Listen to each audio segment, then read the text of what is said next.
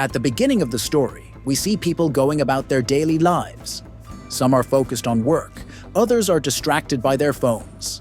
Suddenly, a man begins drinking water, but the bottle cap slips, rolls away, and disappears mysteriously. At that same moment, everyone receives an earthquake alert on their phones, and all network signals vanish. The train they're on suddenly accelerates and enters a tunnel, unaware that it hides a wormhole. As the train hits the wormhole, there's a violent shake, and all passengers lose consciousness. Sometime later, when they regain awareness and step outside, they're shocked to find themselves surrounded by barren land and thick forest. Confused and panicked, people start to lose control, until a calm, composed man named Sam, a firefighter, steps forward and reassures everyone. Beside him is a woman named Yumi, who becomes a key part of his group. Back in Tokyo, the railway staff is alarmed. 2 carriages from a train have disappeared.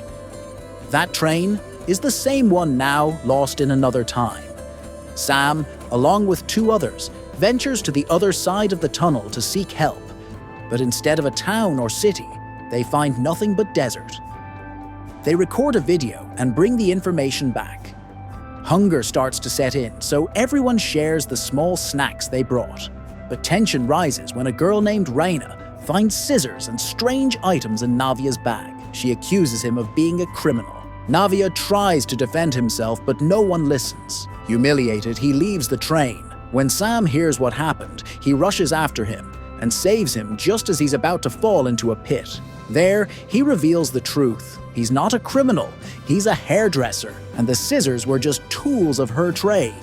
The next morning, hopelessness creeps in. Everyone begins to wonder if they'll ever return. Sam and Navia head out to find food. On the way, Navia remembers his past, how he grew up poor, turned his life around with hairdressing, but ignored his brother who later became a criminal. On the day of the accident, he was on his way to see him in jail. Meanwhile, another group spots a giant tower in the distance, but here's the catch. It was a tower planned for construction in 2026. That's when the passengers realize the shocking truth. They have time traveled into the future. With thirst rising, a group sets off to find water. Ahead lie rocky mountains. Sam climbs a steep cliff with a rope and discovers a water source, but also a horrifying sight. Where Tokyo once stood, there is now only water. The city is gone. They begin to wonder, what happened in 2026 that destroyed the world? The next day, a biologist among them collects edible plants. While searching for more food, Yumi accidentally eats a poisonous berry. Sam panics. He's developed feelings for her. The group helps, and eventually, Yumi recovers. Now united, the group begins working together, trying to survive and find a way out. After a long, hard day, they throw a small celebration. The moment teaches them that no matter the crisis, the party must go on. The next day, the biologist shares a theory. There might be a river nearby. So Sam, the biologist, and a passenger head into the forest, but someone attacks them, seriously injuring one member. They realize they are not alone here. Sam brings the injured man back and uses herbs to treat him. Now alert, the group sets a trap for their mysterious attacker. That evening, they spot a child in the woods. Following him, they reach the river. The child tells them to stay put. That night, Navia and the child return, taking them to survivors from the other train coach. There they meet Yama, the leader of that group. He tells them the terrifying truth. They're now in the year 2060. The world was destroyed when, back in 2026, countries competed over satellite dominance. One satellite collided with an asteroid and triggered a global apocalypse. Sam shares this with his team. They start to believe. Maybe they were sent here to stop the end of the world. The next morning, they bathe in a pond and eat fresh fish. But soon, a heated argument breaks out between Reina and Yumi. In anger, Hirana pushes Yumi into a pit, where they find a dead body. Rana escapes, but Yumi is captured by another group. Rana confesses everything to Sam. He, Navia, and others set out to find Yumi. They confront Yama, who denies knowing anything. But Sam suspects otherwise. Yama finally opens up. When their group first arrived, a man went insane and attacked others.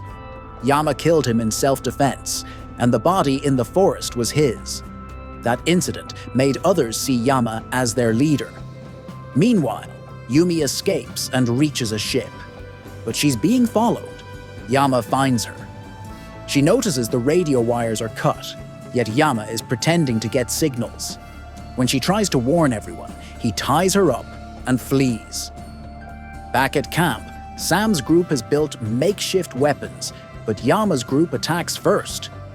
A fierce fight breaks out, until Yumi arrives and exposes Yama's lies. Yama admits he kept hope alive to keep people from losing their minds. But now, he steps down as leader and leaves. Meanwhile, in 2023, a scientist investigates the mysterious train disappearance. He discovers that a supernova explosion, the death of a star, released massive energy, connecting the timelines of 2023 and 2066. That energy created the wormhole that sucked the train into the future. Back in the future, a powerful storm strikes again. The survivors return to the train. One man opens the emergency gate and sees the wormhole, now reactivated by residual supernova energy. They realize if they want to return, they need solid materials and energy. They find an old powerhouse and work tirelessly. At last, they reactivate the wormhole. Everyone boards the train. One person, Yachi, decides to stay behind. The rest salute him one last time and enter the wormhole. When they regain consciousness, they're back in the year 2026, just before the apocalypse. They try to warn the government, but no one believes them. Their story spreads, and after medical tests, it's confirmed. They are the same passengers who disappeared in 2023. A scientist researching asteroids listens to their story and believes them. He begins working with his team to stop the incoming asteroid. Finally, the day comes when the asteroid was about to hit the Earth. Everyone was sad, but by the evening, the good news comes that the government and the scientists were successful in their mission. The asteroid will not hit the Earth now.